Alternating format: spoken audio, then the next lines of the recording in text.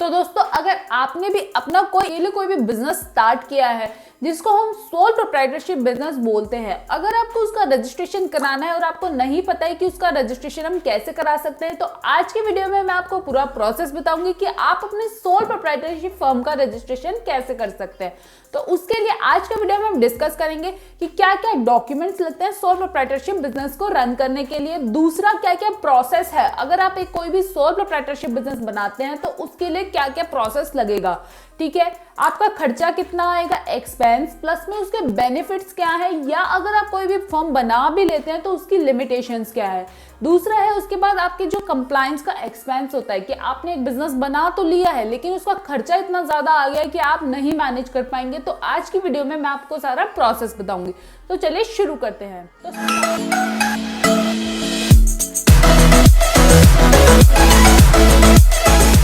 तो सबसे पहले हमें ये जानना जरूरी है कि एक सोल प्रोप्राइटरशिप फर्म क्या होती है। तो देखिए, अगर आप कोई भी इंडिविजुअल बिजनेस कर रहे हैं उसके लिए ना ही आपको कोई भी बिजनेस का पैन कार्ड अप्लाई करना है, जो आपका पर्सनल पैन कार्ड होगा वही आपके बिजनेस में यूज हो जाएगा। दूसरा क्या है, कोई भी सोल प्रोप्राइटरशिप रन करने के लिए ना कोई भी एलएलपी या कोई भी एक्ट नहीं लागू होता। जैसे कि अगर आप कोई भी प्राइवेट लिमिटेड कंपनी बनाएंगे ना तो उसका कंपनीज एक्ट एप्लीकेबल हो जाता है। अगर आप कोई भी एलएलपी बनाएंगे तो आपका एलएलपी एक्ट हो जाता है, या पार्टनरशिप फर्म बनाएंगे तो पार्टनरशिप एक्ट हो जाता है। लेकिन अगर आप कोई भी सोल प्रोप्राइटरशिप फर्म बनाते हैं तो आपके ऊपर कोई भी एक्ट एप्लीकेबल नहीं होगा। तीसरा क्या है कि आपको जो एक ही सिंगल, जैसे मैंने सोचा कि मैं अपनी एक फर्म बनाना चाहती हूँ, मैं कोई बिजनेस स्टार्ट करना चाहती हूँ, वो तो मैं अकेले ही एक बिजनेस को रन कर सकती हूँ, मुझे 2 पार्टनर्स की या 2 डायरेक्टर्स की मुझे कोई जरूरत नहीं है। तीसरा क्या है कि आपका जो ऑप्शन है ना, जो स्मॉल बिजनेसेस होते हैं, सपोज मैंने एक शॉप खोली, उसके लिए सोल प्रोप्राइटरशिप सबसे बढ़िया है, क्योंकि एक मैं आइडिया अगर अपनाना चाह रही हूँ कि मैं ट्राई करके देखना चाह रही हूँ कि मेरा बिजनेस चलेगा भी या नहीं चलेगा, तो देखिए इसको बंद करने का भी खर्चा काफी कम होता है और स्टार्ट करने का भी एक्सपेंस काफी कम होता है। तो ये सबसे ज्यादा बेनिफिशियल किसके लिए, जो कि स्मॉल बिजनेसेस हैं। तो अब चलते हैं कि हमें क्या क्या डॉक्यूमेंट्स चाहिए एक सोल प्रोप्राइटरशिप बिजनेस को रन करने के लिए। तो इसमें आपका एक पैन कार्ड लगेगा, आपका आधार कार्ड लगेगा, कोई भी आपका एड्रेस प्रूफ जिसपे आप अपना बिजनेस रन करेंगे ना, वो एड्रेस प्रूफ चाहिए। चाहे तो आपका घर हो सकता है, चाहे आपका कोई भी रेंटल प्रीमाइसेस हो सकता है, तो उस केस में रेंट एग्रीमेंट लग जाएगा।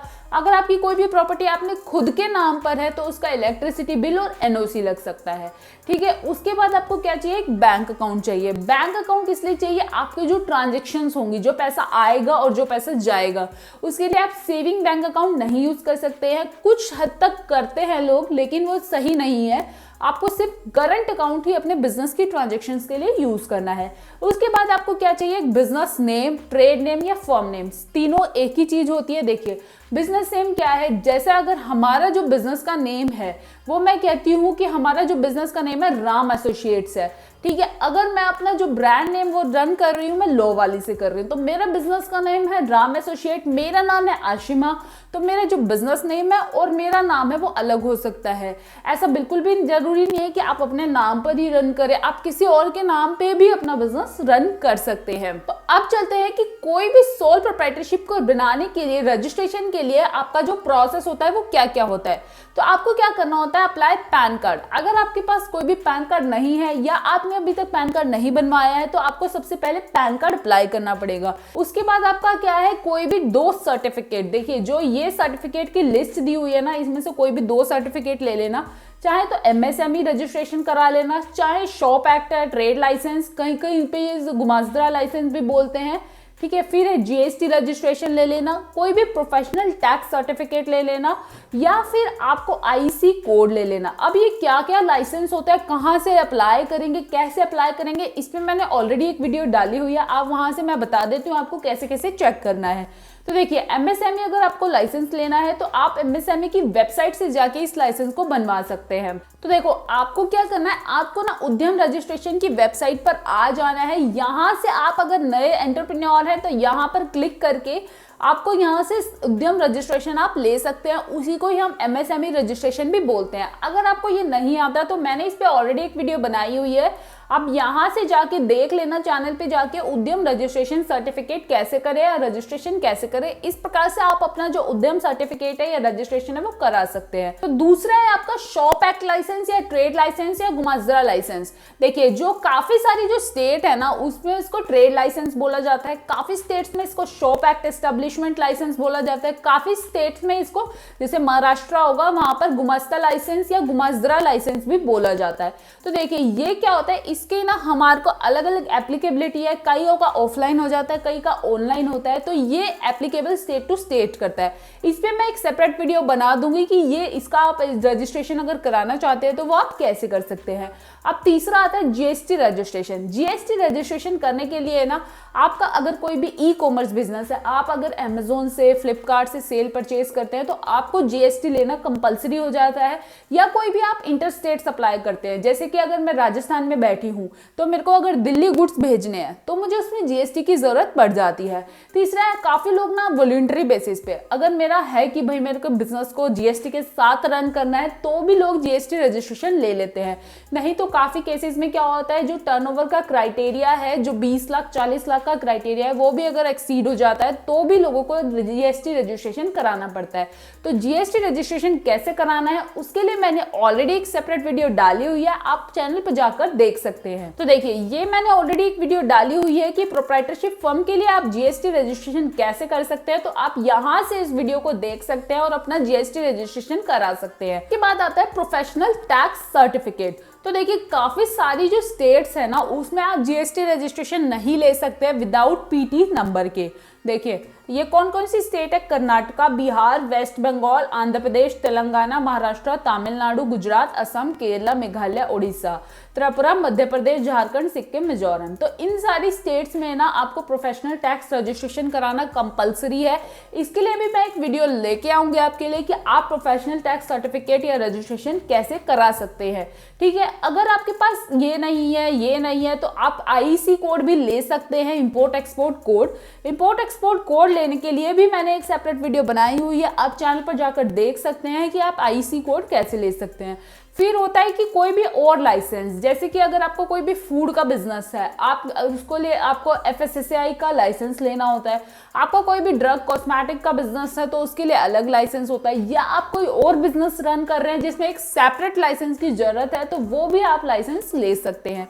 उसके बाद ये सब लाइसेंस आप कहेंगे मेरा तो छोटा सा बिजनेस है, मैं क्यों लूं इन लाइसेंस को। देखिए ये क्या होते हैं ना, जरूरी होते हैं। मेनली क्या जरूरी होते हैं आपको करंट अकाउंट खुलवाने के लिए। इस प्रकार से आप ये प्रोसेस फॉलो करके अपना सोल प्रोप्राइटरशिप फर्म का रजिस्ट्रेशन करा सकते हैं। तो उसके बाद आता है कि आपने चलो प्रोसेस तो बता दिया है, अब इसमें खर्चा कितना लगेगा, कि हमारा कितना एक्सपेंस आ जाएगा। देखिए अगर आप खुद से करते हैं तो ऑलमोस्ट जो लाइसेंस है जैसे जीएसटी हो गया, एमएसएमई हो गया, एक दो और लाइसेंस है, वो फ्री ऑफ कॉस्ट है, सरकार उसमें कोई भी चार्ज नहीं करती है। लेकिन अगर फिर भी अगर आप नए हैं बिजनेस में, आपको नहीं पता कि इन रजिस्ट्रेशन को कैसे करना है, आपको नहीं समझ आ रहा, तो आप किसी प्रोफेशनल के थ्रू इनको रजिस्ट्रेशन को करा सकते हैं। तो आपका जो खर्चा आएगा 2000 से लेकर 4000 रुपए तक का आएगा। तो मैं आपको एडवाइस करूंगी कि अगर आपको कुछ भी नहीं पता है इन रजिस्ट्रेशन के बारे में तो आप एक प्रोफेशनल के थ्रू ही कराएं। क्योंकि अगर आप अपने अभी स्टार्टिंग कर रहे हैं बिजनेस की, उसी में अगर कुछ गलती हो गई तो फिर आगे तक का भुगतना पड़ जाता है। इसलिए आप इनिशियली अपना बिजनेस है और अगर आप खुद कर सकते हैं तो इससे बढ़िया कोई बात ही नहीं होती है। फिर उसके बाद चलते हैं तो इसके बेनिफिट्स क्या क्या होते हैं। देखिए बेनिफिट क्या होते हैं, हमारी जो सोल प्रोप्राइटरशिप फर्म है उसमें ना कोई भी कंप्लाइंस नहीं होता, कोई भी आपको एनुअल कंपनीज के, क्योंकि कोई रूल्स रेगुलेशंस नहीं है, कोई भी फॉलो नहीं करना है। अगर आप कोई भी लाइसेंस लेते हैं उसके अगर रूल है वो फॉलो आपको करने पड़ेंगे, लेकिन ऐसा कोई एप्लीकेबिलिटी नहीं है। जैसे अगर पार्टनरशिप फर्म बनाते हैं तो उसके पार्टनरशिप एक्ट लग जाता है, या कंपनी बनाते हैं प्राइवेट लिमिटेड तो कंपनीज एक्ट लग जाता है, बट इसमें कोई रूल्स रेगुलेशंस नहीं है, तो कंप्लाइंस कॉस्ट भी आपकी कम हो जाती है। कंट्रोल है बिजनेस का आपके ऊपर होता है, आपका मन किया जो भी आप अपने बिजनेस के लिए डिसीजन लेंगे वो आपके ऊपर है। कोई भी गवर्नमेंट आपको रूल नहीं कर रही है कि अरे आपने ये कंपनी है तो इतना ही काम आप कर सकते हैं, ये कर सकते हैं, ये नहीं करना, कंपनी यहाँ नहीं भेज सकते, ऐसा कोई भी कंट्रोल नहीं है। ठीक है, फिर एक क्या क्विक डिसीजन मेकिंग, अकेले आप ही हैं, आप ही बिजनेस संभाल रहे हैं तो डिसीजन मेकिंग भी काफी इजी हो जाता है। तो उसके बाद चलते हैं कि हमारी जो लिमिटेशंस क्या क्या है इस सोल प्रोप्राइटरशिप फर्म बनाने की। तो देखिए जो आपकी जो लायबिलिटी है ना वो अनलिमिटेड हो जाती है। अगर आपका जो बिजनेस है उसमें कोई लॉस भी हुआ ना तो आप ही बियर करेंगे, सिर्फ आपको ही बियर करना पड़ेगा। तो जो लायबिलिटी है वो आपकी अनलिमिटेड हो जाती है। कोई भी परपेचुअल सक्सेशन नहीं है। अगर कल को आपको कुछ हो जाता है, भगवान न करे कुछ भी हो जाता है, तो आपका जो बिजनेस है वो बंद होने के कगार पर आ जाता है और कोई भी उसके पीछे नहीं है कि वो मैनेज कर सके। ठीक है। तीसरा है कि आपका जो डिफिकल्टी आती है जो आपको फंड्स रेज करने के लिए, देखिए अगर छोटा व्यवसाय, इसको ना जो अगर सोल प्रोप्राइटरशिप फॉर्म होती है उसको ना एक तरह से ना स्मॉल बिजनेस माना जाता है। तो आपको जो फंड रेज करने में अगर आप एंजल इन्वेस्टर्स को बाहर से लेके आओगे तो आपको काफी दिक्कतें आएंगी फंड रेज करने के लिए। फिर आता है कि आपकी जो एनुअल कंप्लायंस की कॉस्ट है वो कितनी लग जाती है। अगर आप कोई भी फर्म बना लेते हैं तो आपका क्या खर्चा आएगा हर साल जिसको आपको देना ही देना पड़ेगा। तो देखिए आपको क्या करना होता है, सिर्फ एक दो कंप्लायंस करने होते हैं जो एनुअल बेसिस पे होते हैं। सबसे पहला है इनकम टैक्स रिटर्न। आपको जो अपनी जो आप आईटीआर फाइल करते होंगे ना वही आईटीआर जाएगी, इसमें कोई भी बिजनेस की सेपरेट आईटीआर नहीं जाती है। दूसरा है कि जीएसटी, अगर आप जीएसटी सर्टिफिकेट ले लेते हैं, जीएसटी रजिस्ट्रेशन करा लेते हैं तो उसकी रिटर्न्स आपको भरनी पड़ेगी।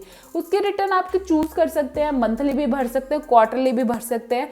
तो इस तरह से उसमें जो खर्चा आता है ना वो आपका 5,000 से लेकर 10,000 तक आ जाता है। अगर आप खुद कर देते हैं तो वो भी खत्म हो जाता है। आपका अगर प्रोफेशनल के थ्रू कराते हैं तो 5,000 से 10,000 आता है, डिपेंड्स ऑन आपकी टर्नओवर क्या है। तो दोस्तों अगर आप अपने सोल प्रोप्राइटरशिप फर्म का रजिस्ट्रेशन किसी प्रोफेशनल के थ्रू कराना चाहते हैं तो आप नीचे दिए गए कॉन्टैक्ट नंबर और ईमेल आईडी पे कॉन्टैक्ट करके हमारी सर्विसेज काफी अफोर्डेबल कोर्स पे ले सकते। और अगर आपको वीडियो अच्छी लगी है तो वीडियो को लाइक जरूर करना, चैनल को जो सब्सक्राइब कर देना ऐसे अपडेट सबसे पहले पाने के लिए। और मैंने टेलीग्राम ग्रुप का लिंक डिस्क्रिप्शन में डाल दिया, फटाफट से जाके ज्वाइन कर लो। तब तक के लिए बाय बाय, टेक केयर।